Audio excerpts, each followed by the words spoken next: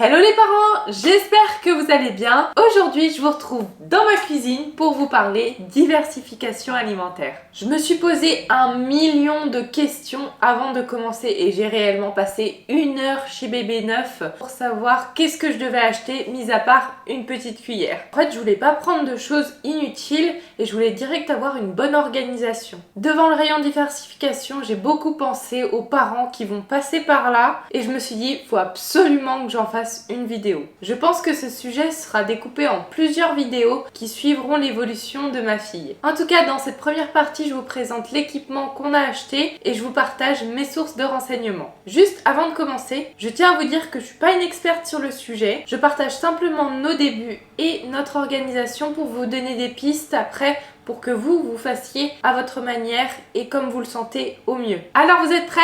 C'est parti! Lorsque je me suis retrouvée devant le rayon diversification alimentaire chez Bébé Neuf, je me suis sentie tellement perdue et tellement seule. La première chose que j'ai pris et que j'ai pas lâché, c'était les petites cuillères. Du coup, j'ai pris un lot de 2 cuillères B.A.B.A. en silicone premier âge. Je vous en montre qu'une parce que l'autre, elle est dans le sac de Lou qui est chez sa nounou. Mais en vrai, c'est exactement les mêmes, il y a juste la couleur qui change. Les cuillères en silicone de B.A.B.A. sont toutes douces et vous êtes sûr de ne pas abîmer les gencives de votre bébé avec. La prise en main pour un adulte est agréable et le fait qu'elle soit incurvée au niveau du manche, ça permet à votre bébé de pouvoir l'attraper facilement. Bon, après elles sont un peu trop grandes pour que votre bébé puisse la mettre tout seul dans la bouche, mais en fonction de l'évolution de votre bébé, B.A.B.A. propose des cuillères de plus en plus petites pour atteindre une taille normale de petite cuillère et que votre bébé puisse manger tout seul avec. Pour info, B.A.B.A. fait aussi des lots de 4 cuillères de différentes couleurs. C'est tout simplement un repère temporel pour votre bébé. En fait,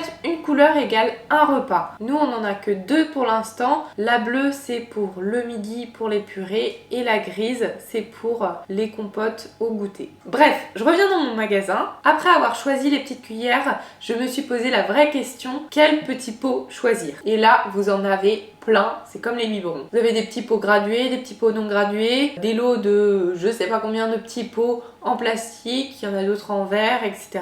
Pour nous, ce qui était sûr, c'est que moi, je voulais des petits pots en verre. Et je me suis dit, si le médecin nous pose la question de quelle quantité Lou mange en purée ou en compote, il valait mieux qu'on prenne des petits pots gradués. J'ai donc pris 2 petits pots, toujours de la marque B.A.B.A. Ils ont des couvercles souples, faciles à mettre et à enlever grâce à la petite languette sur le côté.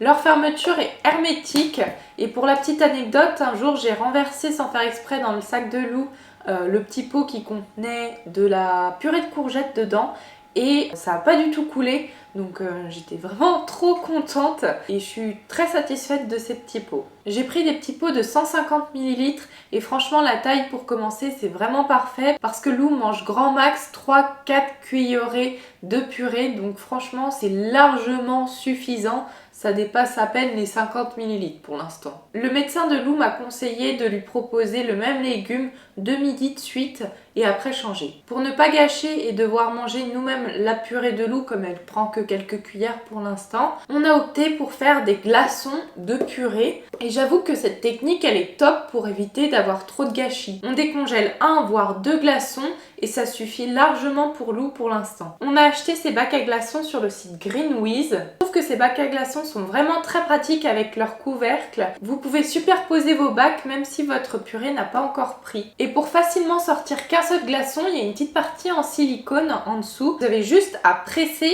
et voilà, il n'y a qu'un seul glaçon qui sort. Pour me souvenir aussi des légumes que j'ai mis dedans, j'ai fait des mini étiquettes et aussi j'alterne la couleur des légumes. Pour garder un maximum les vitamines et les minéraux et ne pas altérer le goût des légumes, il faut les cuire à la vapeur. Alors si vous avez déjà le nécessaire, c'est super. Il faudra juste un mixeur plongeant ou un mixeur à côté pour mixer finement la purée. Sinon, si vous n'avez pas cet équipement comme moi, il existe les robots de cuisine pour bébé qui font tout ce que je viens de vous dire. Nous, on a craqué sur le Baby Cook de B.A.B.A. que vous voyez juste ici. Je vous en parlerai en détail dans une prochaine vidéo. Et enfin, pour terminer sur la partie équipement, on a acheté la chaise haute de la marque Stock. On a craqué sur cette chaise parce qu'elle est évolutive. Elle suit l'évolution de votre enfant. Donc pour l'instant, Lou, elle est dans le transat. C'est vraiment pratique d'avoir ce transat en hauteur. C'est beaucoup plus simple de lui donner facilement sa purée sans devoir devoir soit l'avoir sur les genoux pour lui donner à manger, ou alors si on a un transat simple, le poser sur la table, etc.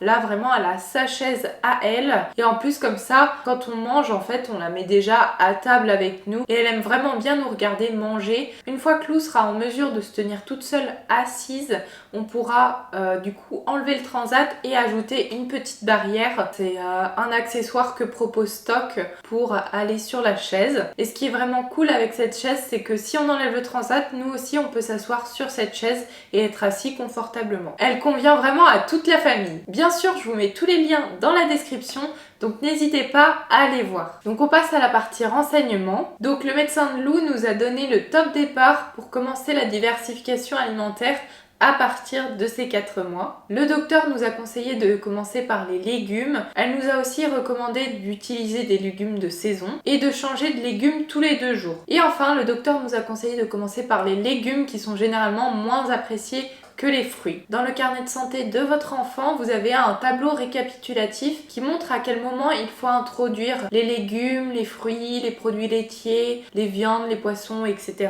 En vrai, c'est bien gentil d'avoir mis un tableau récap comme celui-là, mais il n'y a pas beaucoup de détails. Heureusement, ma marraine est venue à ma rescousse. Elle m'a conseillé d'aller voir un super site qui s'appelle Cube et Petits Pois. On y retrouve plein d'infos sur la diversification, des recettes et plein d'autres trucs encore. Ce qui est vraiment super utile sur ce site, ce sont les tableaux d'aliments à introduire en fonction de l'âge de votre enfant. Là, je vous jure, il y a du détail. Je vous recommande vraiment d'aller les consulter parce qu'ils sont vraiment super bien faits. Vous retrouvez le lien direct dans la description. Pour terminer, un petit mot sur la DME. Déjà, la signification de la DME, c'est diversification menée par l'enfant. Ça m'a valu de longues réflexions sur cet acronyme que je ne comprenais absolument pas et que je voyais partout. En gros, et sans rentrer dans les détails, le principe de la DME, c'est de laisser votre enfant manger des morceaux par lui-même. J'ai commencé à me renseigner sur le sujet grâce au livre L'atelier DME de Lucie Dargeau. Je trouve qu'il est très bien fait parce qu'on retrouve des questions qu'on se pose sur le sujet. Il propose aussi des recettes de repas rapides